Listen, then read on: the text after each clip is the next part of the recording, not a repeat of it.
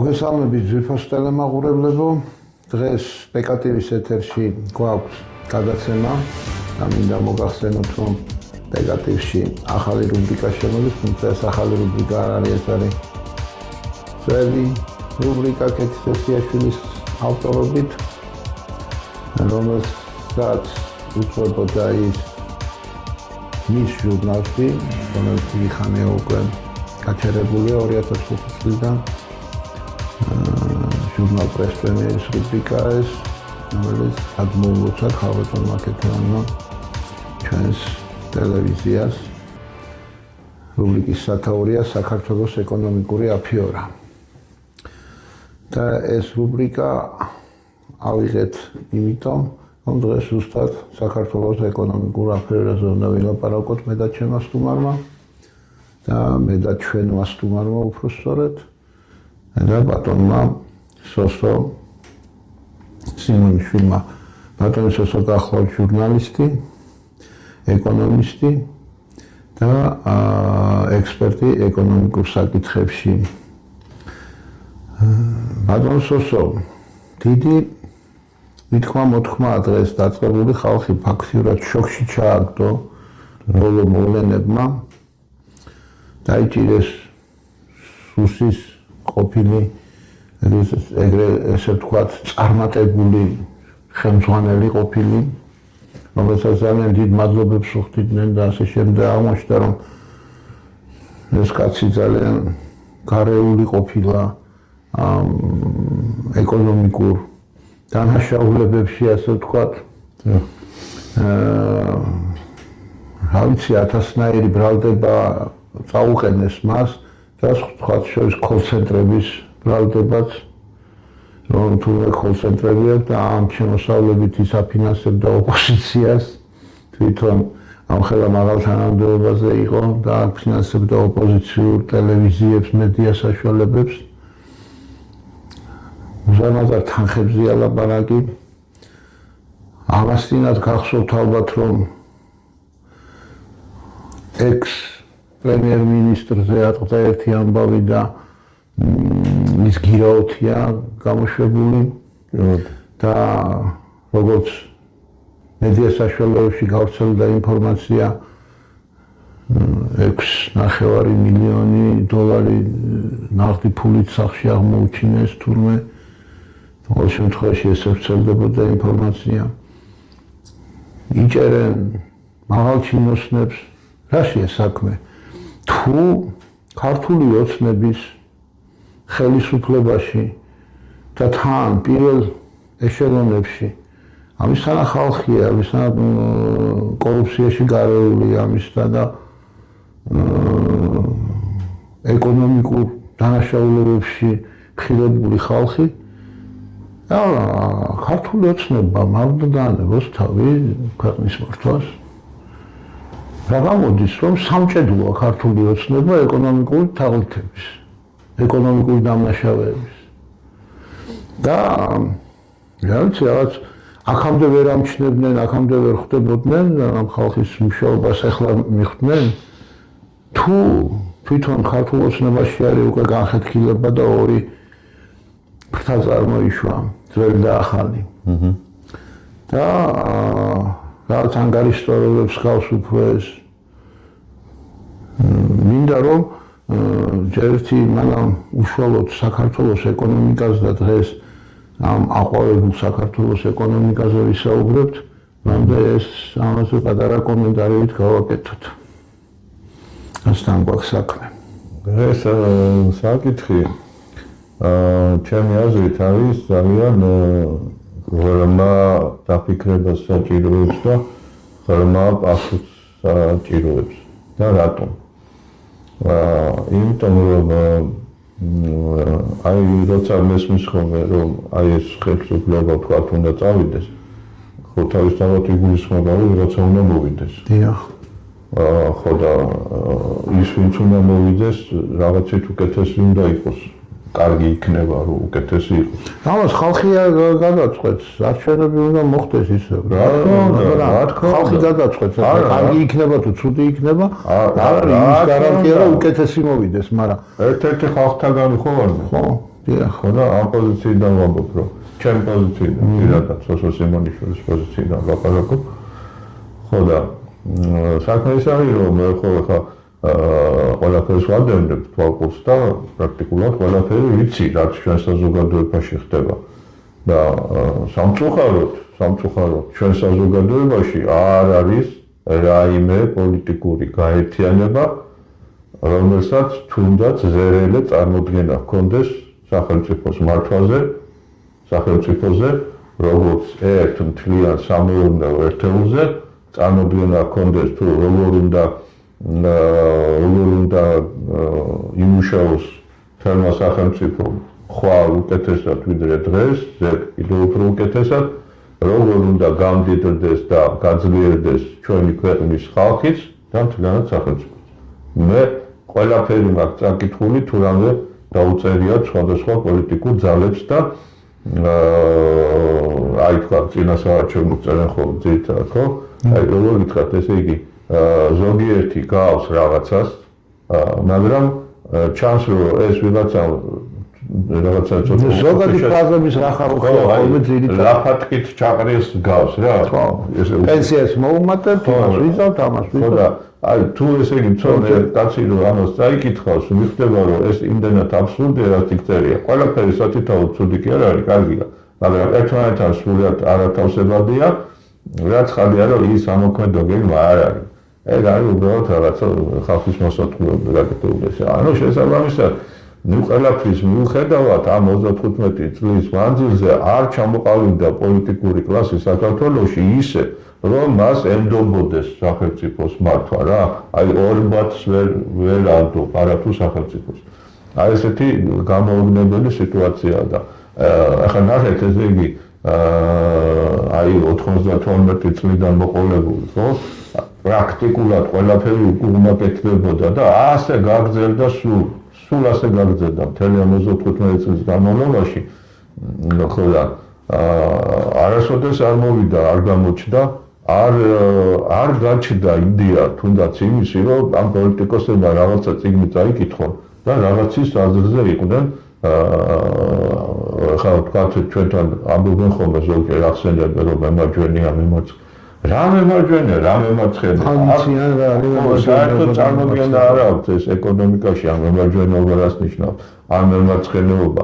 ნუ შეიძლება ნიშნავდეს რომ ფული რომელი ხელით მოხვედონ მარჯვენათი თუ მარცხენათი შეიძლება ეს ასე ესმით მემარჯვენეობა მემარცხენეობა. ისე რომ ვთქვათ ესე იგი ესენი კარგი იქნება რომ ახალი ის იყოს პოლიტიკური ძალა გამოჩნდეს, მაგრამ სად არის ეს პოლიტიკური ძალა? რო არ არის, რა ვქნით?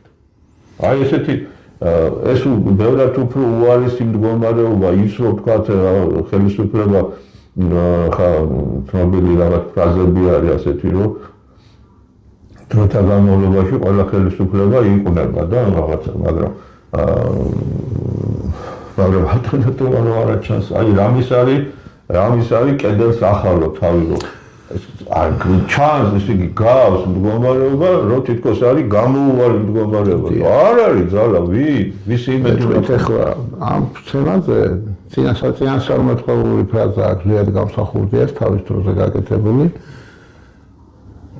ჩვენი ხელისუფლება თუ დაამხეს, ამბობდა ის კაცი და ჩვენ თუ ხელისუფლებიდან გავგდებდეს, იქნება ძალიან ბევრი პოლიტიკური ძალა, იქნება ძალიან ბევრი პარტიები, მაგრამ ყველა იქნება ერთი. ანუ ჩვენ კომუნისტების დროს გქონდა მხოლოდ ერთი პარტია და დღეს ფაქტიურად ერთი პარტიის სხვადასხვა განყოფილებებია ეს ჩვენი ვითომ ოპოზიციური პარტიებად რო წარმოგვიდგენია. ვერ გამოსახებით. არა, შეიძლება ერთი რაღაცა ჯგუფი არის, მაგრამ პარტიას მე ამას ვერ დავარქმევდი. ერთ მათგანს ასეთი არ არის პარტია, როგორ შეიძლება პარტიები არსებობდეს 3 მილიონიან ქვეყანას ხონდეს 3000 პარტია. რა თქმა უნდა. ეს არის რაღაც ინტერესთა ჯგუფები, რომლებსაც უნდათ ხელისუფლებაში მოსვლა გამდიდრების მიზნით. მე თქვა არაფერი. აქ არის ზუსტად საკითხი იმაზე, საკითხი აქ დგება ზუსტად იმაზე, რომ თვითონ ხალხმა უნდა იაქტიუროს. აი, მანდაც არ არის კაი მდგომარეობა. მე გუშინ უსმინე ერთ-ერთ გადაცემაზე, იქ ორი საინტერესო ერთი საინტერესო სტუმარი ყავდათ და მეორე არც ისე საინტერესო, ეხლა მე ორივეს ახლოს ვიცნობ მათ შემოქმედებას ესე ვთქვათ და ასე შემდეგ. ხო და ერთი იყო უაღრესად საინტერესო და ძალიან კაი რაღაცებს ლაპარაკობდა, არც ერთ პარტიაში ის არ არის. მეორე იყო ძალიან ზედაპირული და გაქნილი ადამიანი, ხო და უამრავი გამოხმაურება ჰქონდა. და ეს უამრავი გამოხმაურება იწონებდა აი ამ ზედაპირულს და გაქნილს და აი მაგარ პროფესიონალს და აი მაგარ მცოდნე ადამიანს აქა-იქა და ცოტა. ნახეთ საზოგადოებაც რაზე რეაგირებს. საზოგადოებაც დეგრადირებას განიცდის. პოლიტიკურად უმციფარია. რა ვიცი როგორ გითხრათ. ასეთი მდგომარეობა უნდა გაიზარდოს, ესე იგი პოლიტიკურად უნდა გაიზარდოს საზოგადოებაც და ახლა ეს ამისი გზები არსებობს, ეს ყველაფრის ცნობილია, მაგრამ ერთი უბედურება ჭირს საერთოდ ზოგადად თელს კაცობრიობას და ადამიანთა მოდგმას ერთი რაღაცა უბედურება ჭირს. ეს არის მიდრეკილი არის ადამიანი ზოგადად უფრო მეტად, უპირატესად მიდრეკილი არის მემარცხენეებისა. რატომ? რითი განსხვავდება მემარჯვენისაგან მემარცხენე ზოგადად?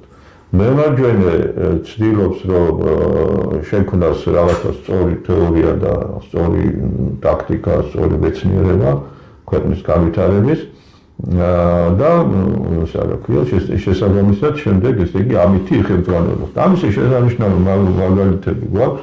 ესე იგი აი რომ გადავხედოთ იმ ისტორიებს, როცა სახელმწიფოები ეკონომიკურად ძალიან სწრაფად წინააღმდეგობდნენ და უცბად რაღაცა 2-3 წლის განმავლობაში სწრაფად მდიდრებოდნენ, ეს ყოველთვის იყო მემარჯვენე პროგრამების წყარო. ხოლო მემარცხენეები ეს ჩვეულებრივ არიან შედარებით ნაკლებად მოაზროვნე ადამიანები, მემარცხენეები. ისინი ერთი სვლა, ორი სვლას იქით ვერ ფიქრობენ, ვერ აზროვნებენ. ამიტომ ესე იგი აქ თუ მემარჯვენე თუ თქვათ მთელ საჭადრაკო მას დაფას გეგმავს თლიანად და თქვათ 5-6 სვლის იქით იყურება, ხო? მემარცხენე იძახის, რომ აი კანონი მივიღოთ და კანონმა დააწესოს, რომ ხელფასები უნდა იყოს მაღალი, საქონელი უნდა იყოს იაფი, სახლები უნდა უფასოდ დაურიგდეს. მაგრამ როდავსო კითხავს რომ როგორ ამაზე პასუხი კაციშვილს არა და ხალხს აი ეს მარტივი ადამიანები და ეს მარტივი აზრები მოსწონს და ის რთული იმიტომ რომ კარგად ჟღერს ერთია და თან ადვილად გასაგებია რა წარჩვი დიდას მეცი ვარიუს რა კარგია და რა ქვია ის დიდარი ახლა შეიძლება ყაჩაღობით იყოს გამდიდრებული მაგრამ იმ დიდარმა თუ მთელი ვთქვათ ინდუსტრია შექმნა, აი ვთქვათ რომ ჩვენი კონიაკის მამა ხო სარაჯიშვილი დავით. ხო და საქართველოში რო არ არსებობდა საერთოდ დარი, ეს ამხელა დარი შექმნა, ამხელა ესე იგი მილიონებით იშოვა და ქვეყნის ხალხი დაასაქმა და ასე შემდეგ. ეხლა რა უნდა გააკეთოს, სარაჯიშვილს უნდა წაართვა თურმე და ბოგანოებს დაურიგო. ხო და ნუ როგორ გითხრა, აი ქვეყნის განადგურება თუ გინდა, ეგ უნდა გააკეთო. კი ბატონო, წერან ახსენეთ თქვენ 25 წელია ეს 35 ეს გადაღებული ჩვენი ყოველი წელიწად იზრდება ეს 35 წელი, გაიზარდება 36 წლის გადაღება, არაფერი არ იცვლება. სიკეთის გადაღება. როგორ არ იცვლება? პირველი 10 წლეულის, 11 წლეულის მანძილზე, როგორც კი ჩამოვიდა შევარდნაძე, ზუსტად მაშინ მოხდა დიდი ცვლილება ის რომ ინდუსტრიული ქვეყანა აქციეს კავის ქვეყანათაც არა. კავის ქვეყანათაც არა. დაანგრიეს აბსოლუტურად ყველაფერი. ქვის ხანაში და ათასობით ქარხნებს დაანგრიეს. არც ერთ ქარხანაზე და არც ერთ წარმოებაზე გადაიარაღებაზე არ იფიქრეს და პირდაპირ ჯართად გაყიდეს. ამასობაში 11 წელი ეყო ამას. მე მოიყვანეს სკოლიდან პირდაპირ პარლამენტში დასვეს ბავშვები. უკვე სააკაშვილის მთავრობის დროს აბსოლუტური უვიცები. და ის ვინც დაიწყო საქართველოს ეკონომიკის ნგრევა, ისინი განათლებულები იყვნენ და იცოდნენ მათ ეკონომიკა რა იყო და იცოდნენ რომ რატომაც ანგრევდნენ. არამე. დარწმუნებული ვარ, იცოდნენ. იაკობიძემაც იცოდა ფინანსთა მინისტრმა. ეს იცოდა ეროვნული ბანკის მმართველებმაც. გოცირიძემაც ძალიან კარგად იცოდა, ეხლა იმდენი განათლება კი ქონდა, რომ ხდებოდა, რომ წარმოებას რო დაანგრევ ქვეყანაში, ხო, გარდა ამისა, ეს იცოდა ბასილიამაც, სახელმწიფო მინისტრმა. და ყველამ იცოდა, რაც აკეთებდნენ. რომ დაავაუჩერეს მთელი წარმოებები. არ იცოდნენ, რომ ამთი ანგრევდნენ წარმოებებს, რომ ადგენდნენ და მეურნეობები რო დაანგრიეს და სოფლის მეურნეობის დიდი საწარმოები მარტო კახეთში რადღის მილიონერი წარმოება იყო კაჭრეთის კორმის ქარხანა. საგარეჯოში მეღორეობის უზარმაზარი კომპლექსი. რომელიც მე ამასთანავ ეს გადაცემაში თქვი კიდევაც, იმიტომ რომ აბრეშუმის ქარხანა, დაანგრიეს ეთერზეთების ქარხანა ნაფარეულის თავზე, გერანის ისა, ყველაფერი მოსპეს. რა, ვერ ხვდებოდნენ, რომ ამ სახელმწიფოს სიმდიდრე კი არა, სიღარიბე მოდიოდა, ძალიან კარგად ხვდებოდნენ ისინი, მაგრამ მე ეს დანგრეული ქვეყანა უკვე უვიცებს გადააბარეს, რომელიც ვერც მიხვდნენ, რომ დასაშენებელი იყო რამე. და არც იცოდნენ, როგორ უნდა ეშენებინათ და დაკანონდა ეს. ამასობაში ცოდნა ხალხი, ვინც იცის ეკონომიკა, დაბერდნენ. მათ განვითარების არანაირი საშუალება აღარ მიეცადა, ასაკი მოემატა და ზოგი გარდაიცვალა და ზოგი კიდე გარდაცვალების რიგში დგას და ვდგავართ უკვე ჩვენი თაობა. და აღმოჩნდა, რომ ქვეყანამ განიცადა დეგრადირება და ადამიანის აზროვნებამაც ამიტომ განიცადა დეგრადირება. ანუ ისევ იქ უნდა ვეძებოთ სათავე ქვეყნის უბედურების და ქვეყნის ეკონომიკური ნგრევის მე ესე მგონია. რაც დღეს უკვე გაგრძელება ამის ყველაფრის და არც ჩანს ქვეყანაში თქვენი თქმის არ იყოს სურვილი ახალგაზრდა ადამიანის რომელიმესი რომ ამ ქვეყანას რაღაცით წაადგეს, იმიტომ რომ სამშობლო აღარ უყვართ ამ ხალხს. არა, იცით როგორ არის საქმე, ახლა მთლათასი არ არის, რომ არავის სამშობლო აღარ უყვარს, მაგრამ ვისაც უყვარს, იმას ცოდნა არ აქვს და გონია, რომ რაღაცა რო იცის, ის არის თავარი, ძალიან მოდაში არის ესეთი გამოთქვა, ერთხელ და სამუდამოდ. კაცო, საერთოდ სამყარო არის მუდმივად ცვალებადი, ერთხელ და სამუდამოდ არაფერი არ არის არასოდეს. ყველაფერი მუდმივად ვითარდება. ან წინ მიდის, ან უკან მიდის. მე კიდე ესე იგი თქვათ, აი ხო და ერთხელ და სამუდამოდ ეს რას ნიშნავს? აი ამას თუ გავაკეთებთ, ერთხელ და სამუდამოდ ვერაფერს ეგეც ვერ გავაკეთებ, რომ ერთხელ და სამუდამოდ აშენდე. ხო და ამიტომ ესეთი საოცარი ამბავი არის, რომ ზოგი გამოდის და ლაპარაკობს, რომ აი ჩვენ ახლა პირველ რიგში სოფლის მეურნეობა, ხო და სოფლის მეურნეობა თუ გააკენებ ეხზე, არის სხვა ჯგუფი, რომლის იდეურ საფუძველზე სხვათა შორის გირჩი დგას, აი ეს მეორე გირჩი, ჯაფარიძის გირჩი კი არა, მეორე გირჩი. ხო და ესენი ამბობენ, რომ ვიცნობ მე ის წიგნი წაკითხული მაქვს, რაც ეგრე დგანა, ხო და ესენი ამბობენ, რომ თუ სახელმწიფოს ხელში დარჩენილ ქონებას თუ სასწრაფოდ დაუვიგებთ, გავკიდით, პრივატიზაციაში გავუშვებთ, ხო, რაღაცა სახით, ისე ვაუჩერიზაციაზე ლაპარაკობენ. ესე იგი, всё, ყველაფერი დაალაგდება, მაშინვე და უცბად ავშენდებით. 90-იანებში დავაგდა ჯერ და ახლა კიდე ახლა დავაგდა. ხო და საქმე რა არის, იცით რომ ზოგმა რაღაცა ერთი ის რაღაცა სწორი რაც არის იმისი ერთი პატარა ფრაგმენტი ითის მეორე მაგრამ ამას გონია ყველას გონია რომ ესე იგი აი ეს ფრაგმენტი არის ყველაფერი აი ესეთი სამწუხარო მდგომარეობა გვაქვს და ის რა თქმა უნდა ეს გრევა განსაკუთრებით რომ დაიწყო 92 წლიდან ამას რა თქმა უნდა ლაპარაკი ანუ პრინციპში სიმაღლე ახლა ლაპარაკობენ ხოლმე რომ აი კაპიტალიზმმა დაანგრიაო ბიჭო კაპიტალიზმი არ არის რაც ამათ გააკეთა რა თქმა უნდა არ არის ხო და ახლა ამათ გონიათ კაპიტალიზმი თუ სოციალიზმი არ არის ის აუცილებლად კაპიტალიზმია მაგრამ ეხლა მითხარით ჯერ ესეთი ახლა ამას ვერ შევხედოთ ხო კაპიტალიზმი რა არის კაპიტალიზმი თანამედროვე კაპიტალიზმი კაპიტალიზმი ეს არის კონკურენცია თავისუფალი კონკურენცია თავისუფალ ბაზარზე თუ კონკურენცია არის მაშინ იქ შეიძლება თქვა რომ არის კაპიტალიზმი მაგრამ სად არის ჩვენთან კონკურენცია კლანებს აქვს გაყოფილი მთელი ეკონომიკა მონოპოლიებს აქვს გაყოფილი აბა კაპიტალისტებს და მონოპოლისტებს. ხო და ზოგან მონოპოლიებია, ზოგან ოლიგოპოლიებია, ანუ რამდენიმე მონოპოლისტის გაერთიანება ოლიგოპოლია.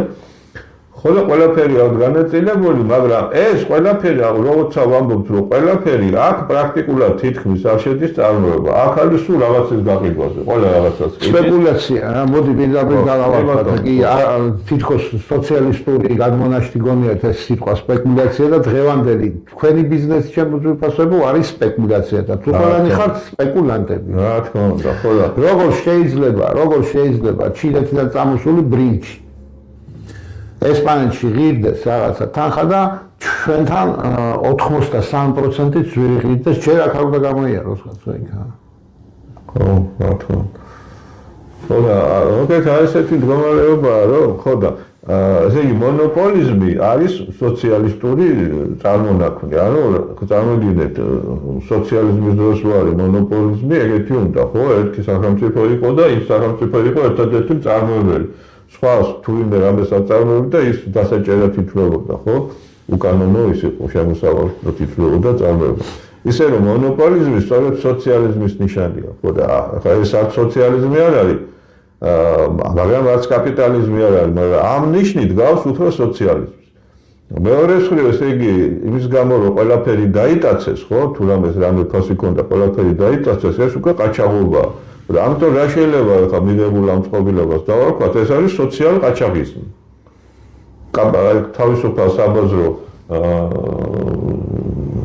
კრიმინალური სოციალიზმი ქვია მაგას. ხო, კრიმინალური, მე ყაჩაღიზმი და ყაჩაღი უფრო ქართული არც ეგარი, მაგრამ აი ესეთი ამბავია, ხო და ამიტომ ესე იგი ჩვენ სულ უნდა ვილაპარაკოთ და ვიფიქროთ ალბათ გამოსავალზე და გამოსავალი გარდა იმისა, რომ წესიერი ადამიანების მოძებნას და გაერთიანება საჭირო. ამასთან ერთად სრულად აუცილებელი არის ასევე ეკონომიკური დოქტრინების შექმნა. ამასთან ერთად საჭირო არის, ესე იგი, იმ თვითმფრინავის ადამიანის გაერთიანება, ვისაც აქვს საკმარისი ეკონომიკური განათლება იმისათვის, რომ რაღაცა საერთო დოქტრინა, მძლავრი დოქტრინა შეიქმნას. აი ხა მაგალითად ამერიკის მაგალითი ძალიან კარგად გვაჩვენებს რომ არ აქვს იცი დიდი მნიშვნელობა იმის რეგალიებს. მე წინა გადაცემებში დათქვა მაქვს ნამდვილად რომელშიც ზუსტად არ მახსოვს, მაგრამ რომ ესე იგი 16 ნობელის პრემიის ლაურეატი არის შეერთებულ შტატებში. და როცა დაიწყო ტრამპმა თავისი ეგრეთ წოდებული ტარიფების ომი 16-ვე ორგანიზაცია გაუკეთა დემოკრატიულმა პარტიამ სავარაუდოდ წინა პრეზიდენტმა ხო და ამათ აწერეს რაღაცა საერთო წერილი, ყველა მოაწერა ხელი, რომ აი ეს ტარიფების ომი ესე იგი ეკონომიკურ კოლაფს მოუწყობს ამერიკას. ხოცა სინამდვილეში მოხდა ის, რომ წინა ხელისუფლების დროს ინფლაცია იყო 9-10% და ეხლა ჩამოვიდა 2%-მდე. ნავთობის ფასი იყო 6 გალონის 5-6 იყო დოლარი იყო და ჩამოვიდა $2.5-მდე გააჩნია რომელ შტატში, სხვადასხვა შტატებში, რომელიც უფრო მემარცხენე შტატებია, მაგალითად კალიფორნია, იქ უფრო ძვირია, იმიტომ რომ ადგილობრივი განასახადებები ემატება. მომარჯვენე შტატებში უფრო იაფია 2 და 2 ქვემოთაცა. ხო და ესე იგი ცხოვრების დონე გაიზარდა, სამუშაო ადგილები ძალიან დიდი რაოდენობით ახალი სამუშაო ადგილები გაჩნდა. ანუ ესე იგი 16-ვე ნობელიანტი ეკონომისტი ერთ მეწარმე კაცის იმასთან აზრთან დამარცხდა. ამიტომ ტრამპმა ერთმა მეწარმე კაცმა კაპიტალისტმა იცის უფრო კარგად ეკონომიკა, ვიდრე ამერიკის შეერთებული შტატების ყველა მონოპოლმა, რა ქვია, ნობელიანტმა. აი ესეთი მდგომარეობა, ანუ არაფერს არ ანიშნავს რეგალიები. ცოდნა ცოტა სხვა რაღაცით ფასდება, შედეგებით ფასდება. შეიძლება ბევრი რეგალიები კონდეს ადამიანს და ბევრი კონდეს ნასწავლი და გააზრებული. აი ეხლა ნახსენეთ ეხლა ის ვთქვათ რომან გოცილიძე და სხვადასხვა ხალხი ხო ფინანსთა მინისტრები და ეკონომიკური მიმართულების ვიცე-პრემიერები ვასილია ტაჩოვის და სხვანი მაგრამ მე ეხლა მათთან ისე მოხდა რომ საკმაოდ ახლო ურთიერთობა მქონდა ძალიან ბევრს წერდი აი ამ პროცესების შესახებ ესწრებოდი ხოლმე თათვირებს ამას წინათ დიდი საყიდური დამწერა Facebook-ზე რომან გოცილიძემ როგორ ახლოს ვიყავით ყველა სხდომას ესწრებოდიო ყველა თათვირებსო და ეხლა რა შეგიცვალა აზრი კაცო შემიცვალა აზრი იმან რომ წავიკითხე კარგი ეკონომისტების ნაშრომები და ვნახე რომ თქვენ თურმე არ აქცოდნიათ ეკონომიკა. აი თქვენ პროფესორებს, აკადემიკოსები თავი გავანებოთ, ახლა ამაზე ცოტა უკან დავიხრებ პროფესორებს ხო. იმიტომ რომ აკადემიკოსები, აი თავი გავანებოთ არ გინდა. ხო და აი ესეთი ამბავია აღმოჩნდა რომ არაფერი არ ეკცოდნიათ და თუ გცოდნიათ, თუ იცოდით, მაშინ ესე იგი თქვენი ცოდნის საწინააღმდეგოს რატო აკეთებდით, მაშინ მიპასუხეთ. ეხლა მთავარი პრივატიზაციის დროს უნდა ყოფილიყო აი ყველა იმ ეკონომიკური თეორიის მიხედვით პრივატიზაციის მიზანი უნდა ყოფილიყო წარმოების ზრდა. აი ამ პრივატიზაციის შედეგად ამ საწარმოებს უნდა ემუშავათ აქტიურად და უფრო მეტი საქონლები უნდა გამოეშვათ ბაზარზე. არ შეიძლება რაიმე სხვა მიზანი ჰქონდეს პრივატიზაციას. და ჩვენთან პრივატიზაციის კანონში იცი რა ჩაწერეს? რომ ის არის ბიუჯეტის დასაფინანსებლად უნდა გამოეყენებინათ ეს პრივატიზაცია. პრივატიზაციის მთავარ მისიად ჩაწერეს კანონში რომ არის ესე იგი ბიუჯეტის შევსება. ეს ახლა როგორ გითხრა, უცოდინრობა კი არ არის. კაი, წელს შეავსებ მაგი და გაიცათ რომ მომაციავსებ, არა, გაიცათ საერთოდ რა გადაგჭება, ყველაფერს რო გააჩერებ და რო გაყიდი, მერე რაღაც იზამ. მეც უნდა შეავსო მერე. ხო, ამდენი ხალხი რო გამოყარე და უმუშევად დატოვე და გაუყიდე შენ ყველა დანადგარი და ქარხანა და ყველაფერი. და ხელოვნურად შექმენი უმუშევრობა. უმუშევრობა, აბსოლუტურად ხელოვნება. მერე ეს მერე როგორ უნდა არჩიოს უმუშევარი ხალხი. ხო და მეტი ვერაფერი მოიფიქრეთ და უწყეს აი წადით სხვაგან და იქ იმუშავეთ, სოფლებში იმუშავეთ. იგი სამუშაო იმის იმედზე, რომ უცხოეთში დაასაქმებ შენ ხალხს და ესე იგი ეს რასაც ეხლა თქვენი ეკონომიკა ქვია, ეს ეკონომიკა კი არ არის, აი ეს არის უამრავი სისულელის შედეგად ჩამოყალიბებული სრულიად გამოოგნებელი მდგომარეობა, რომელსაც სახელი არ აქვს, არ შეიძლება თეორიაში აღწერილი არ არის. ესე იგი ეკონომიკური ტიპის აზროვნება, ასეთი ძალიან კარგი ამერიკული სახელმძღვანელოა, ხო და ეს სახელმძღვანელო წავიკითხე ძალიან დიდი ინტერესით და აი დავაკონსპექტე და შევისწავლე მოკლედ რა შევჭამე რო იქვია.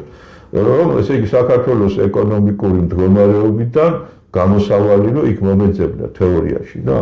ხო და ბიჭო ხედავ რომ წიგნი დამთავრდა, ყველა თავი დამთავრდა და არ არის ეს პასუხები რა. ჩვენს პრობლემები მქონდა ვიფიქრე რომ ხო არ ვიცი ვერაფერს ვერ ვფიქრობ ხო და კიდე იყო ფურცლები, მაგრამ ბოლო თავი წავიკითხე და ის ფურცლები ამ ნახოთ იქ რაღა არის.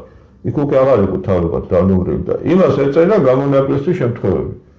ეს გამონაკლისის შემთხვევები რომ წავიკითხე, ყველა ჩვენი პრობლემა იყო იმ გამონაკლის შემთხვევები.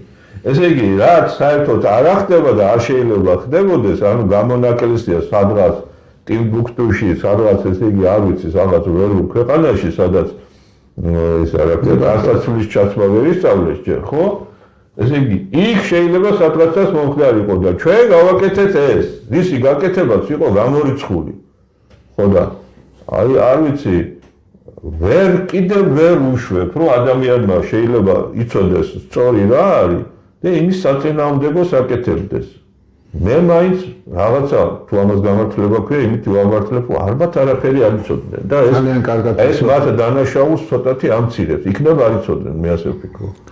მაგრამ მან მეორეა უნამოსობასთან ერთად არის, აი ეს არ ცოდნა. თან არიციან, თან უნამოსობები არის. როცა არ იცის ადამიანმა, უნდა თქვას, რომ მოდი, ვინც იცის, იმას შევეკითხოთ. და როცა არ იცის და არც არავის არ ეკითხება და ღამე სიზმარს ვერ ნახავს, სიზმარში ასს ნახავს, იმას უაკეთებს, ის ელემენტარულად კარგი მწიფე კიტრია რა. ეხლა მათ კიდე მეორე საკითხია. ან დავალებით აკეთებს. აი ეგ დავალებით აფუჭებს. კი ბატონო. მე როგორ ფიქრობთ, კაცო, შევარნაძემო დაანგრიაო ბერლინის კედელიო. ხედავთ რა მაგრა დაანგრიაო. ხედავთ რა კარგად დაანგრია საქართველო. საქართველო უფრო კარგად დაანგრია. იქ ივარჯიშა და აქ საქართველო დაანგრია. გრევაში ყოფილა ძალიან მაგარი. ამიტომ ის ედუარდ დამანგრეველი შევიდეს ისტორიაში. აი ამ წინადადებით შემოდიოდა ისტორიკოსებს. ყველა ერთად მარტო ედუარდ ხო. და შემდგომ დამანგრევლის გამაგრძელებლები დავარქვათ უყურას. იმიტომ რომ საქართველოს გრევა გრძელდება. მივედით უკვე იქამდე, რომ ბოლო გოჯ მიწას რო გაყიდის საქართველოს და ქართველები და შეესაბამებენ ბიუჯეტს.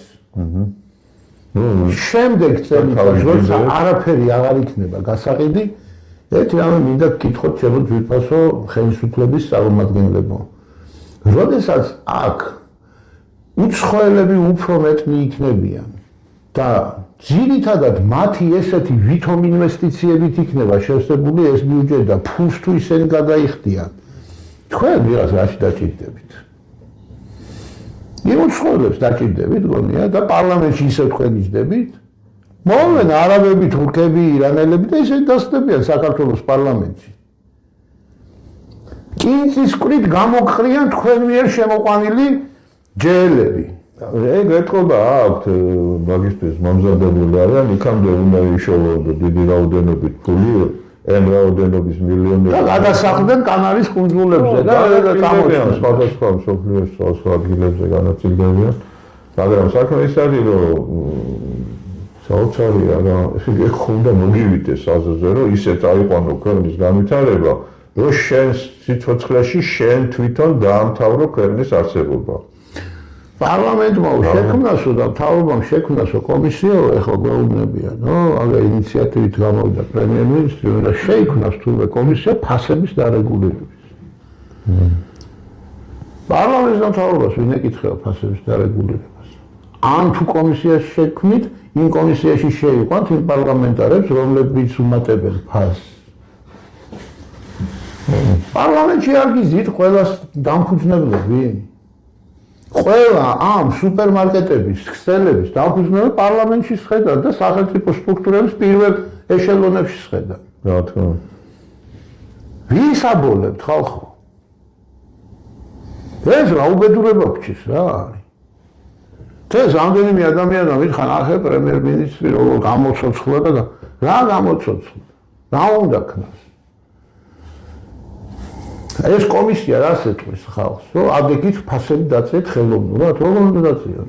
ის ადამიანები, ვინც ის არიან, რა ქვია, ახლოს არიან სახელმწიფო წევრებთან, ეტყობა იქიდან წამოსულ აზრებს ახმიანებენ და მაგათ ეგეთი აზრია, რომ თქვა ამ ადამიანმა ახლა სახელმწიფო გვაროს არ ვიტყვი, რომ რა თქმა უნდა, აი ყველა იმ ოლიგოპოლის ისინი რა ქვია წამყვანი პირები პარლამენტში შედან. ვინც აი ამ გამოუგნებელ მაღალ ფასებს აწესებს ხო ჩვენს ბაზარს. კიდე წამოიღე იყოს და კიდე ის მაგრამ მე ყველას შევხვდი, ყველას ველაპარაკებ ეს ადამიანი ძახის და მოდი რა ვთქვათ, ესე იგი ეს არ არის პრემიერ-მინისტრი, სხვა არის. მაგრამ აი პრემიერ-მინისტრი რო და რისი იმედი აქვს პრემიერ-მინისტრს, აი ეს რაღაცა იმ დაგმას ლაპარაკობს, რომ მოგეთ მე ვუთხარიო რომ ბიჭო რამდენი მილიონი უნდა იშოვოთ ხო გეიშოვეთ ძალიან დიდი რა ზოგი მილიონერი მულტიმილიონერი გახდეთ და ზოგი მილიარდერი ხო და აი მათ შორის ძირითადად და უმეტესად აი ამ დეველოპერები ამ მშენებლობები იმიტომ რომ ხა წარმოიდგინე ეს ციფრებიც მანა თქვა რომ $350 ჯდება კვადრატული მეტრი და თქვენ ყიდით $2,500-3,000 კვადრატული ესე იგი 300 ჯდება და 2300-ად 2500-ად სარეკლამო რგოლებში სულ გაუგნებიან კიდე რომ თურმე უძრავი ქონების ყიდვა ძალიან სასარგებლო კი არ მონგებიანია იმ ხრივ რომ ყოველ წელიწადს კიდე გაიზრდება თურმე ამათი ფასი კარგით რა ხალხო ეხლა რა შემთხვევაში გაიზრდება ჩვენთან ყიდველი უკვე გაცილებით ნაკლებია ვიდრე შენდება ხო ეს კვადრატული მეტრები რო შენდება რაღაცა ასეულობით თუ ათასეულობით თუ მილიონობით რაღაცა ხო და ესე იგი დაახლოებით 30-35% გარედან თუ არ შემოვიდა მყიდველი შიგნით გაუყიდველი დარჩება 20%-ამდე სულ უფასოდ თითოეთო ბინა დაუვიგონ აი ამ უსახკაროებს და ვისაც ჭირდება საქართველოში ბინები ხო ნამეთი დარჩება თითდანი რომ დასამშველი იქნება მაგას ნამეთი ამიტომ ესე იგი თვითონ ეს ამ ბიზნესის არსებობა თავისთავად ამ ბიზნესის არსებობა აი დეველოპერული ბიზნესის არსებობა და ესეთი მასშტაბი ხო ეს უკვე არის სრული გარანტია საქართველოს განადგურების რა თქმა უნდა იმ არაბული სოფლების გარეშეც იმის გარეშეც ის რა თქმა უნდა მასტიმულირებელი იქნება და თუ თქვა 15 წელიწადში უნდა განადგურებულიყო 10 წელიწადში მოხდება ანუ უფრო ისე ხო და რას ვეუბნებიო ეს ფული ხო იშოვითო ახლა სხვა რაღაცით ჩადეთო კაცო ეს ფული დაამთავრეთ ეს დეველოპერობანა და ზოგმა სოფლის მეურნეობა ეჩაო ზოგმა რაღაცა წარმოეთ ის გააკეთეთ ეს გააკეთეთ როგორ გითხრა ესეც ვარიანტია იმიტომ რომ ესე იგი თავის დროზე მე მოყოლილი მაქვს თუ არ ვსწრებ წინა გადაცემაში სამხრეთ კორეაში იმ ვარი აღარ მახსოვს ახლა იმ გენერლის რომელმაც გადატრიალება მოახდინა ძალიან ხო პოლკოვნიკი იყო თუ გენერალი იყო რაღაცა ის რომ მოკე ტანკები შეიყვანა დედაქალაქში და დაიჭირა ერთიანად მთელი მთავრობა ხო და იმან მე დაიბარა ხა როგორც ჩვენთან იყო არის კლანური საზოგადოება იქაც იქ კიდე სხვა გვაროვნული კლანები იყო ხო და პირდაპირ დაავალა ამან რომ აი თქვენი კლანი მიხედავს და თქვენ უნდა აწარმოოთ ავტომობილები აქამდე რომ მეთევზეები იყვნენ მეთევზეების კლანს დაავალა რომ ავტომობილები უნდა აწარმოოთ ამას დაავალა რომ ელექტროტექნიკა უნდა აწარმოოთ რომელიცაც იქამდე მხოლოდ ბოსტნეულის მოყვანა იცოდა და მეტი არაფერი ამის შემდეგ არაფრის გაგებაში არ იყვნენ მაგრამ ამ დიქტატორმა დროებითმა დიქტატორმა მოახერხა ის რომ ევროპას და მას რა ქვია შეერთებულ შტატებს შეეხვეწა და აუხსნა რომ თუ ესე იგი სამხრეთ კორეაში არ აშენდებოდა ინდუსტრია წინააღმდეგ შემთხვევაში ამას თვითონ ხო არ ეშველებოდა ამ ქვეყანას ნახევარ კორეას ხო და პლუს ესე იგი შეერთებულ შტატებს და დასავლეთს ასეთი საიმედო და ერთგული მოკავშირე რეგიონში არ ეყოლებოდათ იმიტომ რომ გადაყლაპავდა კომუნისტური რა ქვია ჩრდილო კორეა და იმათ გაიგეს ეგა იქნებ რომ ეს სწორი იყო და აი ესე აი ამ სულად ესე იგი არ ვიცი მე-19 საუკუნეში ჩარჩენილ ქვეყანას გაუკეთეს ყველაფერი ახალგაზრდების გაუზარდეს სპეციალისტები გაუზარდეს უზარმაზარი ინვესტიციები ჩადეს და ხელოვნურად უცბად ესე იგი ისქნეს დააყენეს ფეხზე და შეუქმნეს ინდუსტრია და უშუალოდ აი ეს გიგანტები რა არის ევროპული და ამერიკული იმათ თავიანთი ფილიალები გააკეთეს იქ და მე ის გახდა ეროვნული ეკონომიკის ხო და ჩვენთანაც ეგ შეიძლება ამან იმუშაოს მაგრამ მხოლოდ იმ შემთხვევაში თუ ესე იგი ამ ასეთ ძალისმიერ ღონისძიებებს თუ არ მოაყოლე კონსტიტუციური ცვლილებები და კონსტიტუცია არ დაეფუძნა სწორ მაკროეკონომიკურ სქემას ასეთ შემთხვევაში აი ესეთი ძალისმიერი ხერხებით ერთხელ რაღაცას გააკეთებთ მე ეს ბუნებრივი უნდა გახდეს და ბუნებრივად უნდა გაგრძელდეს. სწორედ ეს არის მდგრადი განვითარება. ისე უნდა დაარაგდეს კანონმდებლობა, რომ აწი უკვე კარგად წავიდეს საქმე. და სადაც სწორი მაკროეკონომიკური სქემით მუშაობს ეკონომიკა, იქ კორუფცია არ არის.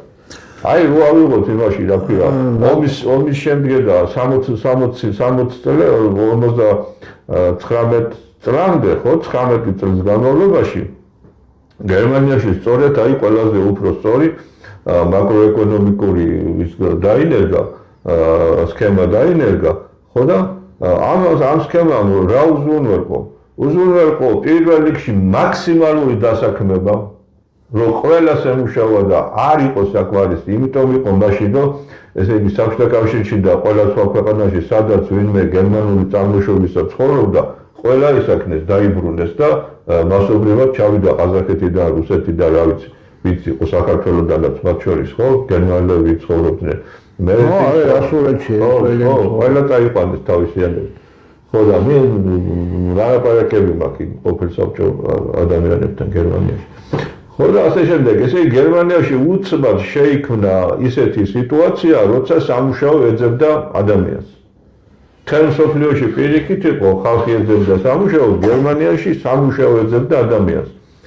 ჩვენ ეხლა თუ აი ამ როგორ გითხრა, პირდაპირ რეცეპტი არის რა, პირდაპირ შპარგალკა არის, აიღე და გააკეთე, რაც გერმანიამ გააკეთა. ნუ ცხადია ახლა ყველა ქვეყანას თავის სპეციფიკაა, მაგრამ ძირითადი სქემა იგივეა. ხო და სრულიად შესაძლებელია, რომ თუ აი ამ სწორი გზით წახვალ და სწორად დაგეგმავა რა, ესე იგი თავპირის სტურებით გამოიქცევიან ჩვენი მიგრანტები და ჩამოვლენ, იმიტომ რომ აქ წარმოება იქნება, აქ სამუშაო ადგილები იქნება, აქ უფრო მაღალი ხელფასები იქნება, მაგრამ აი ეს სქემა ისეთი უნდა იყოს და კონკურენცია უნდა იყოს ისეთი, რომ შეუძლებელი იყოს, რომ რაღაცა სხვა ქვეყანაში, თურქეთში თუ ნებისმიერ ქვეყანაში რაღაცა ნივთი იყიდებოდეს მაგალითად 1 ლარად და შენ ყიდე 27 ლარად, ხო? შეუძლებელი უნდა იყოს. როცა კონკურენცია არის ისეთი როგორიც არის შეუძლებელი კონკურენცია თუ არის თავისუფალი კონკურენცია თუ არის აქ შეუძლებელია ჩვენთან რატო ის მაშინ რა ქვია სუპერმარკეტში რაღაცა ბოსტნეული მაგალითად ბულგარული წაკა 7 ლარი 9 ლარი ხო როცა ესე იგი თურმე შესაძლებელია აი როდო ბრატონიჩი არის ეგეთი ფერმერი ქართლში ხო და იმან მოკლედ ესე იგი თავისი აქტიური მოქმედებით ესე იგი ყოველ დღეში ყოველ კვირაში 2-3 ჩამოაქვს ის თავისი მოყვანილი სოფლის პროდუქტი და კიდის ლარად ლარნახევრად ზუსტად იმას ოღონდ ბევრად უფრო მაღალ ხარისხიას ვიდრე ჩვენ სუპერმარკეტებში იყიდება ქართული წარმოების ნიტრატებისა და მამოწაღლობის გარეშე ხო და არჩენდა რომ თურმე შესაძლებელია და თანაც მომგებიანიც კი არის ხო და წარმოიდგინე რა უნამუსო პროცენტებს ხსნიან ეს სუპერმარკეტები რაც ახლა თქვა პრემიერმა ილაბარაკა მაგრამ კაცო ამას ცხადია ეს ის არის რა ქვია ესეთი ფასები გამოწვეული არის ხელოვნურად არის ფასები გაბერილი და გამოწვეულია სწორედ მონოპოლიზმის ოლიგოპოლიზმის მაღალი ხარისხი ხო და კი ბატონო გასაგებია რომ იქ შეიძლება ჩაითვალოს ამ კანონის დარღვევა და ის რაღაცა ბუხლი ცოტა დასამართდეს ვინმე მაგრამ ახლა ანტიმონოპოლიური კანონი არ მოითხოვს არავის ციხეში ჩასმას რაღაცა ესეთ მაღალ დიდ იმაზე არ არის ლაპარაკი მრავალწლიან პატიმრობებზე და ნუ სხვა ხერხი სხვა მეთოდები აქვს ერთი რამე არის ბატონსოს მაგრამ ეს ერთი საკითხია ეს შეიძლება შენ ერთხელ გააკეთო შეიძლება გააკეთო მაგრამ თუ ამას არ მოყვა ის ამბავი რომ შენ ესე იგი კანონები გაასწორო სწორი მაკროეკონომიკური სქემით და აი ეს ერთი მოქმედებით მიღებული შედეგი დამკვიდრდეს და აწის სწორზე წავიდეს ხო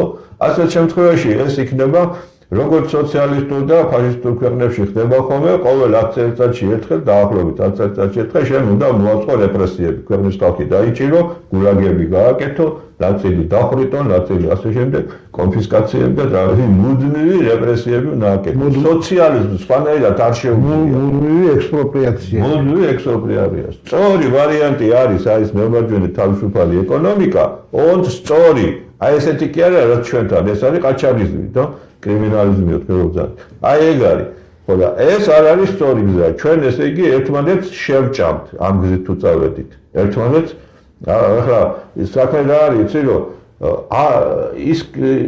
ის რომ ზოგადად ადამიანი სუსტია. თუ მას ხელის გაწვდენის მანძილზე თაფლის კასრი უდგას, ის აუცილებლად თითს ტაკებს იქ და იმას იწევს, გაილოქავს რა. ხო და არ უნდა გააკეთო ეგრე, არ უნდა კონდეს საშუალება. ისევ მივდივართ კონსტიტუციამდე. ისევ მივდივართ საქართველოს შვედიერი კონსტიტუცია დაახიეს თავზე 92 წელს, მის სანაცვლოდ გაუპატიურებული ქაღალდის ნაგლეჯი მიუგდეს. სადაც უთავმოყარეოდ წერია, რომ ჩვენ განუვითარებელი ქვეყანა ყოფილვართ უკვე 92 წელსივე. და სადაც უთავმოყარეოდ წერია, რომ თურმე ჩაწერეს, რომ თურმე ჩვენი მიზანი არის ევროკავშირში გაწევრიანება და ეს უთავმოყარეოდ ჩაწერია. და ხვალე ევროკავშირი დაიშალოს, საქართველოს თურმე მიზანი აღარ ჰქონია. მიზანი აღარ აქვს, всё. ევროკავშირი თუ დაიშალა, საქართველოს უმიზნოდ რჩება. ეს კონსტიტუცია არა, რატო უმიზნოდ? ეს არის ეს არის ვიღაცა 3-4 უცხოელის ტვინში მოხარშული უსინდისო დოქტრინები. იცი რა არის? ევროკავშირი ერთი საკითხია, მაგრამ თუ ევროკავშირი აღარ იქნება და დაიშლება, მაშინ ალბათ იტყვიან, რომ მაშინ მოდი არაბული ქვეყნების ჩვენი მიზანი იქნება პაკისტანის პროვინცია გავხდეთ. ესე რა ქვია, გაერთიანებული საემიროები. გაერთიანებული საემიროები. და სხვადასხვა თბილისის და ბათუმის საემირო და შევალთ გაერთიანებულ საემიროებში. სხვადასხვა ერთი იდიოტის შემთხვევით ადრე პირად საუბრებში დაახლოებით 20-25 წლის წინ საუბრობდა ესეთ რაღაცას პირად საუბარში კულუარებში. ვიშო ყველაზე მარტივი არისო რა, მოდიო ევროპის რომელიმე ქვეყანას გამოუცხადოთ და დამებდეთო და პირდაპირ ევროკავშირში იქნებოდო. აი ამის თანა ხალხის ანაბარაა ქვეყანა. დღეს ყველაზე ისეთ თუ რამეს მოისმენ, ახლა ეს არავითროა ვილაპარაკი ევროკავშირი და ხო, თუ ევროკავშირი არა, მაშინ რუსეთი. ხო, აი ამის იქით ვერ მიდის აზრი. იმიტომ რომ გეოგრაფიაც არა აქვს, ნასწავლი და სხვა ქვეყნების სახელები არც იციან. არც იციან. არსებობს ქვეყნები კიდე, ავსტრალია არსებობს. რატო არ გვინდა ავსტრალიაში შევერთდეთ? იქნება კარგი გეგმები არსებობს. ხო, ავსტრალია ყველაზე დაცული ქვეყანაა, იმიტომ რომ არავინ თავს არ ესხმის, ყველაფერი საზოგადოებას თუ ეგ აზრი აქვს, რომ ვიღაცას უნდა შეუერთდეთ, ჩვენ მეზობელ ქვეყნებს ასრული დიდი სურვილი აქვს შეგვიერთოთ. ძალიან დიდი სურვილი აქვს, გეგმები უკვე აქვს. ეს გეგმები განხორციელების, როგორ გითხრათ, ფულით დაშვებულია ამ საქმეებზე ასე შემდეგ და უკვე იციან რომელი რეგიონი რომელმა მეზობელმა უნდა შეიერთოს. ერთმანეთში უკვე შეთანხმებული არიან ვინ რომელ ქართულ რაიონებში. როგორც თქვენი ეს ოცნება ძალიან სწრაფად აღდგება. აი მაგ ჯორიდან თუ არ გადმოგვიყვება. როგორც მე-16 საუკუნეში ჩემო ძვირფასებო ირანმა და თურქეთმა ერთმანეთთან დადო ზავი ოსმალეთმა და თურქეთმა.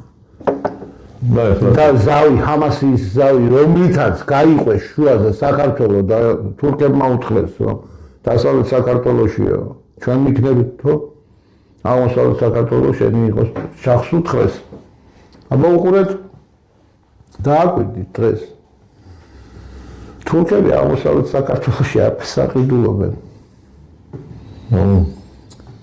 და ირანელები დასავლეთ საქართველოში აფსაყიდულობენ იმიტომ რომ იმ მე-16 საუკუნეში დადებული ზავის ერთგულნი არიან დღესაც და ის მუშაობს. ის მუშაობს. თავიანთ ქვეყანად თვლიან ამას. ხალხო თქვენ კიდე ეცადეთ ამათ რომ მეგობრები. რა არის, რამ დაგვაბრმავა, რამ დაგვაყრუა კაცო. ამას ეძახიან და ყველაფერი ეს ხდება ქართველი ადამიანების ხარჯზე. ქართველებს ვაღარიბებთ ვიღაცების გულის მოსაოხებლად თან. კარგით რა. ყველაფერს ხო აქვს თავისი საზღვარი. კიდევ ვიმეორებ. მე სოფლად მინახია ერთმანეთზე თოხებით გაწეული ხალხი, რომ პატარა გოჯა მიწას შემთხვევით რომ ვიღაცა ჩამობარავს, მომიჯნავს. იმასთან აქეთკენ გამოწევს ის მას შეიძლება თოხი ჩაატყას თავში. თქვენ როგორ ფიქრობთ ამ კაი გავიდეთ. არ ხარაგაულში იყიდება კიდევ მიწები. არ კასპში ხო გაიყიდა, საგარეჯოში გაიყიდა, იქ გაიყიდა, თბილისში გაიყიდა, აგერ თბილისში ამდენიმე აგერ აჭარაში. და შემოდიან 6.5 მილიარდი, მე ვიღაცა მოვაკიდე 10 მილიარდს გადაიხდის კიდე. მე ვიღაცა მოვაკიდე ბიუჯეტი ბოლო ამ ბიუჯეტს შევავსოთ კიდე 5-6 წელიწად. მე იქ ისეთი მომიჯნავეები რო იქნებიან, იმ თითოეულა კალპიკუნტა ქართველების იმ ხალხს ასერჩით. რატო უნდა ჩაადენინო დანაშაულ და თოხი, რატო უნდა ჩაარტყმევინო ქართველს ვიღაც უცხოელზე? ან იმ უცხოელს ასერჩით, ისთვის მოყავს რა, აგრო თოხით გაუპონ თავი აქ, აი ცოდნაზე და არ ცოდნაზე რომ ლაპარაკობთ, ესე იგი მაგალითად სიტყვაზე ამას რატო არ ითვალისწინებთ? შენი ბაზარი ხო არია და ეს ხო შენი ფერმის ტერიტორიაზეა, შენს დაბაშია, შენს ქალაქშია. აი თქვათ ესე იგი ეკონომიკას ვერ ავითარებ, იმიტომ რომ ვერ შედიხარ სხვის ბაზარს. ბიჭო, შენ ბაზარზე შედი. ჯერ შენ ბაზარზე მინდა გიშავა, შედი შენ ბაზარზე და შენ ბაზარზე აწარმოე ის რაღაცა აწარმოე, რა ქვია, კონსერვია თუ რაც არის, კაი ხარისხის, რაც ეხლა ევროპიდან შემოგაქვს, ხო? თუ საიდანღაც შემოგვი, ჩინეთიდან თუ რა ვიჯანდებით. და შენ ბაზარზე, ესე იგი, უზარმაზარი ეკონომიკური სიმძლავრეები ამუშავდება, თუნდაც მხოლოდ საკუთარი ბაზარი რო დაიბრუნო ამითი. და აღარ იქნება საჭირო და აუცილებელი შენ არ გექნება ვთქვათ, რომ აბა რა გავაკეთო ახლა მე რას უყურებ, იცი რომ ესენი ახლა არიან მთავრობა, დღევანდელი მთავრობა და ხელისუფლება პანიკაში, რომ საიდან მიიღოს შემოსავალი. აი სუპერ აღნიშნავენ ეს ფული და აგერ ღია გაქვს. ჯერ ეს გააკეთე, ხო? ბიჭო, კონსერვის გაყიდვა არაჯობია სამშობლოს გაყიდვას? ნამუსი არა გაქვს კაცო. ჯერ კონსერვი გაყიდე და მე სამშობლოს ყიდვას თავი გაანებე რა.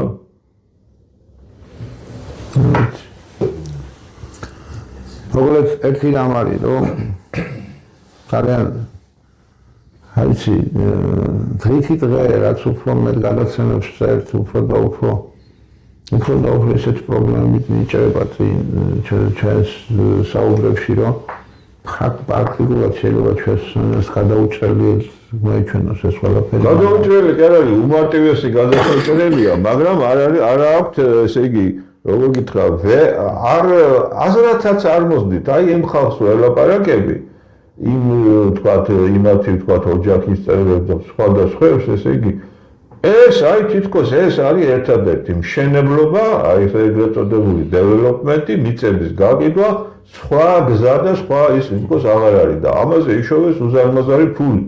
უზარმაზარი ფული იშოვეს სამშობლოს გაყიდვით. და ეხლა თქვათ ვიღაცები მიწა თუ არ გექნება ჯონდი ბაღათორია და სხვაები ეუბნებიან რომ კარგით გეყოფათ შეირგეთ რაც ფული იშოვე და მოდი ეს ფული ეხლა ხო გაქვთ ეს რაოდენობის მილიონები და როგორც კიდევ მილიარდები ხო ჩავდოთ ჩადეთ იმაში რა ქვია რეალურ სექტორში წარმოებაში ხალხი დასაქმდეს ქვეყანა მოფერიანდეს მაგრამ ხო გეუბნები ეხლა თუ დაითვლია რომ რაღაცა 60-57%-იან მოგებას აქედან ვერ მიიღებენ წარმოებიდან და ცხადია რომ ვერ მიიღებენ, ხო? ხო და არა ის ურჩევნიათ და ეხებზე კიდიათ რომ 20 წლის შემდეგ, 25 წლის შემდეგ საქართველოს აღარ იქნება. თვითონ ხო შევმია ფულს. თვითონ სამშობლოს განცდა არ აქვს. არა აქვს ხალხო სამშობლოს განცდა არ აქვს. რატო არ გიათ რომ დაიჯეროთ? ეხლა იმას რომ არც მთავრობაში, არც მეწარმეებში თითზე ჩამოსათვლელსაც მეწრაც ვერ იპოვით სამშობლოს მოყვარულ ადამიანს. არ არსებობს. მე ეს შევხვდი. ეხლა ის რა ქვია, ისევ ცოტა ხნით რომ მიუბრუნდეთ იმას რა ქვია, იცოდნენ თუ არ იცოდნენ არაფერი. ესე იგი ხელშეკრულებები ხო გვაქვს, იგივე თქვათ ევროკავშირთან დადებული ხელშეკრულებები. ზუსტად ვიცი რომ აი ეს ასოცირების ხელშეკრულება საქართველოში გადაწყვეტილების მიმღებ პირთაგან არავის არ აქვს დაკითხული. დღემდე არავის არ აქვს დაკითხული. ხო თვითონ ხელშეკრულება მომზადდა იქ მომზადდა ევროკავშირში, დაიბეჭდა მხოლოდ ინგლისურ ენაზე, ამათ ხელიც ჰქონდათ უკვე მოწერილი და ყველაფერი და ქართულად არ იყო თარგმნილი.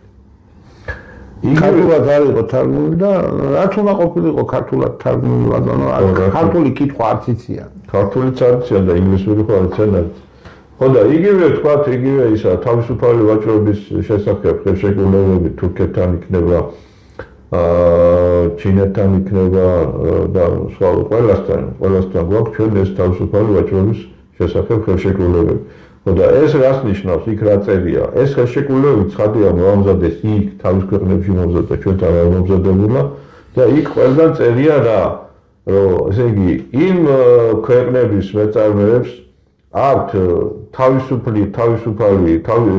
საქონლის თავისუფლად და უბაჟოდ საქართველოში შემოტანის უფლება, ხოლო ჩვენ მათ ქვეყნებში თავისუფლად შეტანის და უბაჟოდ შეტანის უფლება არ აქვს. გვაქვს უზარმაზარი გადასახადები, ბარიერები სხვადასხვა სახის. ეს შევარნაძემ დაუდო მაგას სათავე 14 წელს გამოსცა ბრძანებულება, ჯერ ის იყო საპრეზიდენტო, მერე 15 წლის პარლამენტს მიაღებინა კანონი, რომ ყველანაირი საბაჟო გადასახადიდან კვების პროდუქტები, მედიკამენტები გაანთავისუფლდეს.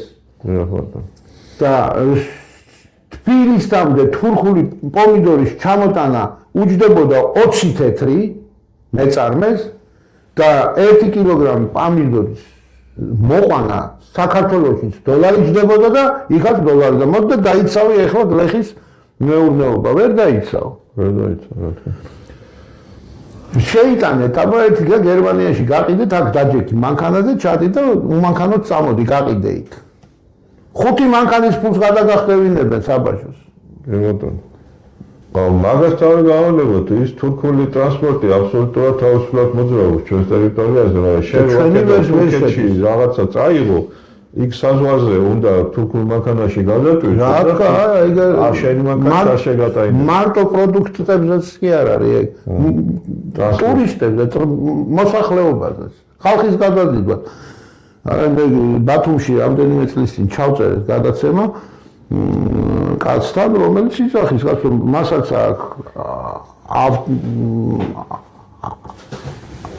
ავტოსადგური და რა ვიცი, ოღონდ ქართული ძველი ავტოსადგური შეისყიდა. ქართული მძღოლები ყავს. ვიღაცა გალიფამ თურქეთის ზებნილმა გააკეთა მეტრო ჯორჯია. ცნობილები. ხო.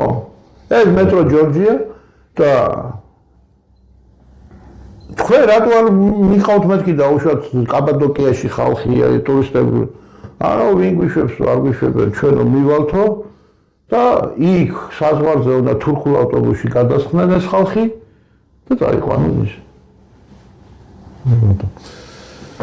ასეთი მდგომარეობა არის ხო და გამოსავალი არ არის არც რთულია, არც შეუძლებელია, არც რამ განსაკუთრებული არ არის, მაგრამ ხელისუფლებას, ყველა ხელისუფლებას, რომელიც კი დღემდე იყო 92 წლიდან მოყოლებული დღემდე, არ აქვს პოლიტიკური ნება იმისა, რომ საქართველოს ხალხმა ისარგებლოს ჩვენი ეკონომიკიდან. ესე იგი, აკეთებენ რას, რომ ისარგებლოს თვითონ ესე იგი ხელისუფლებაში ვინც ის და ვისთანაც შეკრული არიან იმ ხალხმა და უცხოელებმა. ეხლა როცა ლაპარაკია ხოლმე ნამახვანი და ნამახვანი იქნება თუ ნებისმიერი სხვა იქნება, ნახეთ როგორი პროექტები კეთდება.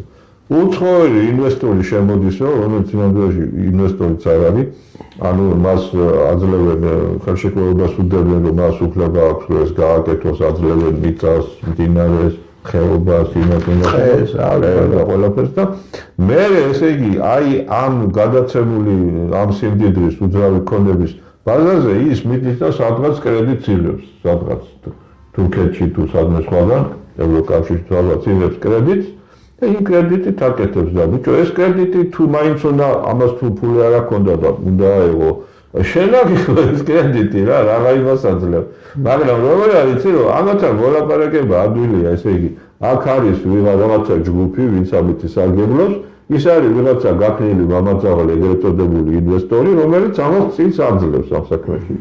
და ახლა შენ საქართველოში, მოკლედ ეს უფრო გახმოვანდებოდა და რაღაც აქეთი და ამიტომ აწყობს რა.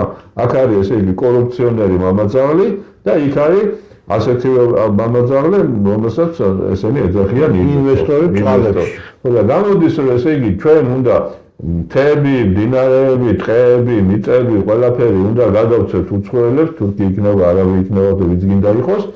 ხო და ოღონდ არავითარ შემთხვევაში ქართველმა ხალხმა ამით არ უნდა ისარგებლოს. არაფერი სარგებლელი არ უნდა. რომ ჩატარდეს ის მშენებლობა დაუშვათ იშოვა იმან ფული და ის მას ქართულ კაცსაც არ ასაქმებს იმ სამსახურებში.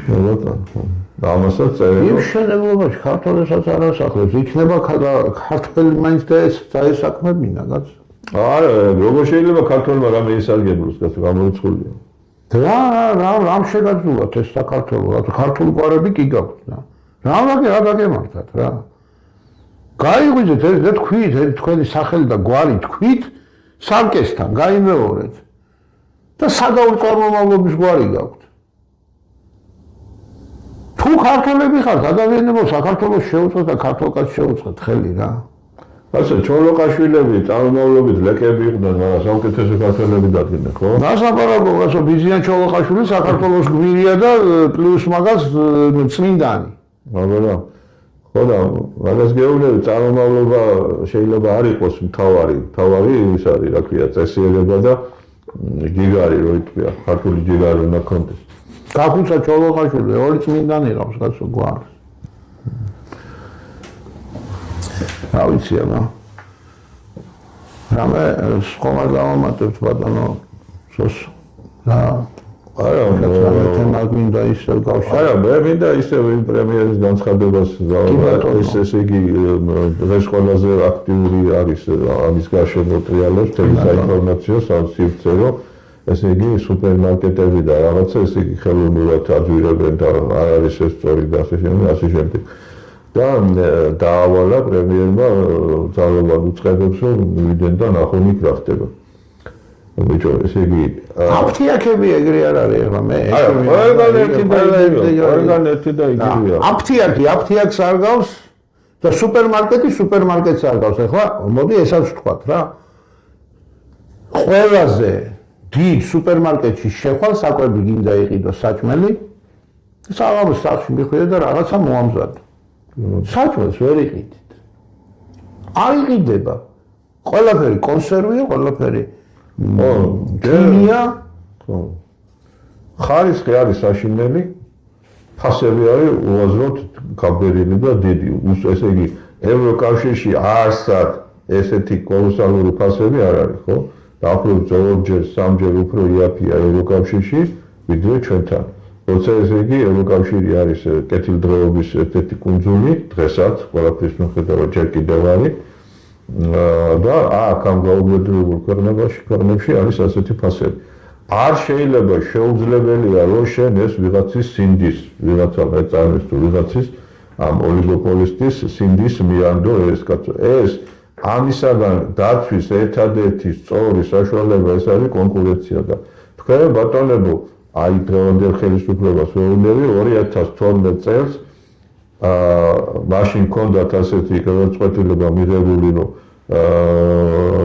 სააკაშვილის დროს არსებული მართლაც მახინჯი ანტიმონოპოლიური კანონი უნდა შეგეცვალათ რაღაცა ნორმალურით თქვენ მაშინ ძალიან კარგ სპეციალისტს ქაბატონ ქეთინოლაფაც დაავალეთ და გუნდი შეიქმნა და ამ გუნდმა შვენიერი ანტიმონოპოლიური რეგულირების კანონი შექმნა მაგრამ თქვენ და მაშინდელმა უმრავლესობამ ეს კანონი გამოშიგნეთ ესე იგი გამოაცალეთ მას ყველანაირი არსი და დატოვეთ რაღაცა მახინჯი წარმონაქმნი რომელიც ვერ უზრუნველყოფს კონკურენციას ამ ქვეყანაში და პირიქით უზრუნველყოფს აი ამ მონოპოლიებს და ამ ოლიგოპოლიებს და შედეგი რაც მიიღეთ აი ეს უნდა მიგიღოთ შედეგი და ეს მიიღეთ ამისთვის ამის მიზნით დაამახინჯეთ მაშინ ეს კანონი და ეხლა ამ კანონით ისარგებლეს მაშინ და დღემდე სარგებლობენ თქვა და ამ ოლიგოპოლისტებმა ამ ადამიანებმა ხო ვინც სუპერმარკეტებს რა ქვია სუპერმარკეტებს ვინც ფლობენ და აი ეს ამ კანონის შედეგად ესე იგი მიიღეთ ის რაც დღეს გვაქვს ხო ხო და ვის ამრავლებთ ახლა გამოგებინეთ დაუბრუნდით იმ 2012 წელს მიიღეთ ნორმალური კანონი ისე როგორც არის ყველა ნორმალური ნახეთ აი განვითარება ისრაელს ნახეთ ისრაელში როგორია კანონი მაგალითად ჩეხეთში პოლონეთში როგორია საფრანგეთში როგორია არა ევროკავშირის რეგულაციები არამედ აი კანონები და კარგი იქნება ის კანონები ნახოთ რომელიც ევროკავშირის შექმნამდე ჰქონდათ ამ ქვეყნებში ხო და ის იქნება სწორი და ისა იმიტომ რომ ის არის დამყარებული სწორ მაკროეკონომიკურ ანალიზზე და პროგნოზირებაზე და საერთოდ ბედულობა ის არის რომ ჩვენი კონსტიტუცია არაფერს არ ავალებს და არაფერს არ მოითხოვს არც მთავრობისგან, არც სამინისტროებისგან, არც ეროვნული ბანკისგან. ეროვნული ბანკი დღეს აკეთებს ყველაზე ანტიეროვნულ საქმეს. ეროვნული ბანკი დღეს მაქსიმალურად ცდილობს, რომ საქართველოში ეკონომიკა არ განვითარდეს და ის ამას ამართლებს რა ქვია ანტიინფლაციური ღონისძიებებით. მუდმივად ამყოფებს ჩვენი ქვეყნის ეკონომიკას სისხლნაკლულ მდგომარეობაში და ეს ღონისძიებები რაც ავამთქვი ესეც რო გააკეთოთ თუ ეროვნულმა ბანკმა არ უზრუნველყო ის რომ ჩვენმა საბანკო სისტემამ ნორმალური კრედიტით უზრუნველყოს ჩვენი ეკონომიკა მაინც არაფერი არ გამოვა ყველაფერი არის ერთდროულად გასაკეთებელი, ყველაფერი არის კომპლექსურად გასაკეთებელი და თუ ყველაფერი ერთად და კომპლექსურად გაკეთდება საქართველოს წელიწადში უკვე თვალებში გამოიხედავს და ხალხი იგრძნობს ამ იმას სიკეთეს, 2-3 წელიწადში ქვეყანა ნელ-ნელა პროცესად დადგება და წავა საქმე ისე რომ ჩვენი ემიგრანტები ჩვენ ქვეყანაში დაბრუნდნენ და ჩვენ ამითი თავიდან ავიცილოთ დემოგრაფიული კატასტროფა, რაც უკვე დაწყებულია, კი არ გვემუქრება. დაწყებულია უკვე ვართ ამ კატასტროფის მდგომარეობაში პირველ სტადიას, შეიძლება მეორე სტადიას. ასე რომ აი ესეთი მდგომარეობა არაფერი არ არის დაკარგული, ყველაფერი გასაკეთებელი შესაძლებელია, მაგრამ მე უბრალოდ არა ვარ დარწმუნებული, რომ ხელისუფლებას დღეს აქვს გონებრივი და ზნეობრივი რესურსი იმისათვის, რომ ეს გააკეთოს. თუ არა და დაგვიტკიცეთ საწინააღმდეგო და მოხარული ვიქნები, მოდისაც მოკლედ ჩემო ძვირფასო ტელემაყურებლებო, ჩვენ დავამკვიდრეთ რუბრიკა და ამ რუბრიკას თავისი სახელი გაამართლა ამ გადაცემაში პირდაპირ, რომ საქართველო არის მსხვერპლი 35 წლიანი ეკონომიკური აფიორის და ეს რუბრიკა გაგრძელდება კიდევ და კიდევ და ვისაუბრებთ ყველა იმ გადაცდომებზე, დღეს თუ სუპერმარკეტებზე ვისაუბრებთ, ხვალ ფარმაციაზე ვისაუბრებთ, სხვა თემებზე და სხვა თემებზე. საქართველო დაეძღავს ჭამაყლაპის ქვეყანას და ჭამაყლაპის ქვეყანა არის ყველასთვის, გარდა ქართველებისა. ქაციერება, განათლება, ყველაფერი დაინგრა, ყველაფერი დაანგრიეს მიზანმიმართულად და არავინ არ ცდილობს შექმნას უკეთეს აღარავინ იძახის. ის რაც დაანგრიეს, ის მაინც დააბრუნეთ, თქვენ გაიხავთ. განათლების კანონში რაღაცა ცვლილებები მიიღეს თუ აპირებდა მიიღეს, არ ვიცი, ამ შემთხვევაში ერთ-ერთი პუნქტი არის ის, რომ ქართული ენის სწავლება უნდა აღდგეს ყველა ფაკულტეტზე. მოვადეთ კარგია. არა, თავისთავად კარგია, მართლა კარგია, ირონის გარეშე კარგია, მაგრამ ცირკი რა არის? რა უნდა ასწავლო? არა, ერთი წუთი. ცირკი რა არის იცით რომ? ბიჭო, კანონში ჩვენ ვიწერია, რომ თანამდებობის პირმა ქართული აუცილებლად უნდა იცოდეს. არც ერთმა თანამდებობის პირმა ქართული არ იცის. 1000 სლენგს ლაპარაკობენ, 1000 უცხო სიტყვებს ვერ გაიგებ რას ლაპარაკობ. ქართული ენის მასწავლებლების უმეტესობამ ქართული არ იცის. დიახ ბატონო.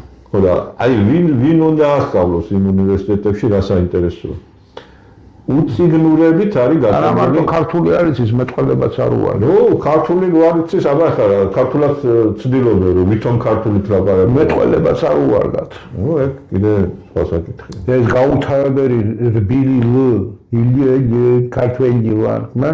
კი, ქართველი ხარ. კი ბატონო. ლოკაციაზე. ლოკაციაზე. საქართველოს უყვართ. კარგით რა. კარგით რას დაამსგავსეთ ქვეყანა და რას დაემსგავსეთ რა. დიდი მადლობა ბატონო სოსო. თქვენ მადლობა. და გული მოვიოხეთ ვითომ. მოვიოხეთ გასხდომაზე. დიდი მადლობა თქვენ მოთმინებისთვის ფასტელე მაყურებლებო და მინდა ცოტა ბოდიშ მოგიხადოთ რომ ცოტა ზედმეტად ცხარდებოდი მე წამყვანს არ უნდა შეოდეს ესეთი რომ მაგრამ გავქნა გული არ მართლა გასკდომაზე ბედნიერ ახალ წელს გისურვებთ ახალ წლამდე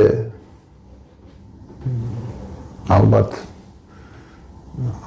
უკვე ახალ წელს შევხვდებით 2026-ში ბედნიერი დამდეგი ახალი წელი მინდა გისურვოთ და საქართველოსთვის ეს ცეცხლოვანი ცხენის წელი ბევრი სასიკეთო ცვლილებების წელი ყოფილიყოს და ოჯახებში ხვავი ბარაკა ეხლა ამ კომისიებს რო შექმნიან ფასების კომისიებს ფასები დაიწეს და ყველას ხვავი და ბარაკა გექნებათ ოჯახში გაიხარეთ გამრავლდით რაც მე გავიოდე სიტყვას კი ბატონო მეგობრებო ხალხო ჩვენ შეგვიძლია ჩვენ ყველას ერთად შეგვიძლია ნამდვილად შეგვიძლია გარანტირებულად შეგვიძლია რომ მდგომარეობა შევცვალოთ სწრაფად ეხლა როგორ უნდა გავაკეთოთ ფიზიკურად ეს როგორ უნდა გავაკეთოთ თქვენ თავს თუ ეთქვით თქვენ რომ ჩვენ აი ყველანი ქართველები და ვისაც საქართველოს საქმე არის ტკივა ხო ჩვენ თუ გავერთიანდებით და დავდგებით აი იმ ბიზნეს თქვენი რაც თქვენ გჭირთ იმ ბიზნესები ჩვენ ყველას ქართულობას რაც უბედურება გჭირს ხო აი ამ გაერთიანების ფარგლებში შესაძლებელი არის რომ ჩვენ ეს დავამუშავოთ ჩვენ დავირაზმოთ აი ამ პრობლემების გადასაწყვეტად და ჩვენ შეგვიძლია ეს პრობლემები გადავწყვეტოთ ჩვენ თუ თქვათ ესე იგი აი კონკრეტულ საკითხზე როცა გამოცხადდება თქვათ რაღაცა აქცია თუ იქ 500 და 600 და მეტი არ მოვა ადამიანი ხო მაშინ ეს პრობლემები არ გადაწყვეტება იმიტომ რომ სხვას ამ პრობლემების გადაწყვეტის მიზანი არ აქვს მაგრამ თუ ამ პრობლემებს გამოეხმაურება 10,000 20,000 50,000 100,000 აი 100,000 თუ გამოეხმაურა და მოვიდა ამ ორგანიზებებზე ხო გარანტირებულად გადაწყდება მაშინ როგორ უნდა გადაწყდეს რა გზით უნდა გადაწყდეს ჩვენ ეს ვიცით მეცნიერულად ჩვენ ეს ვიცით პრაქტიკული გამოცდილებები გვაქვს შესწავლილი ყველა დიდი და კარგი და წარმატებული ქვეყნის ჩვენ ეს ვთქვათ აი სიმულაცია კომპიუტერის სიმულაცია გვაქვს გაკეთებული ანუ ვიცით როგორ იქნება დროში როგორ იქნება გაწედილი რამდენ ხანში რა მოხდება ყველაფერი ეს იგი ეს გადაწყვეტილი ეს უკვე მზარეული ეს უკვე არის მაგრამ ამას სჭირდება მხოლოდ ქართველთა ერთიანობა და აი ამ ქართველობის ჩვენი ქვეყნის ჩვენი ერის საკეთილდღეოდ ჩვენი ხალხის დარაზმულობაა საჭირო მეტი არაფერი აღარ არის საჭირო დანარჩენი ის რაც აუცილებელი იყო ჩვენ უკვე გავაკეთეთ ამ გაერთიანებაში ბატონო უბრალოდ თუ თქვენ გინდათ სიკეთე ამ ქვეყნის მაშინ გავერთიანდეთ თუ არ გინდათ მაშინ რა ვქნათ მაყურებელს ვეუბნები რომ ქართველებმა ერთმანეთი შევიგრძნოთ და კონსოლიდაცია მოვახდინოთ ძალის და მოვახდინოთ ძალის დემონსტრირება რომ ესე ადვილად აღარ გვართმევდნენ მიწას, ესე ადვილად აღარ ჩაგრავდნენ და ბოლო-ბოლო ნორმალური ერთი არჩევნები მაინც ჩავატარებინოთ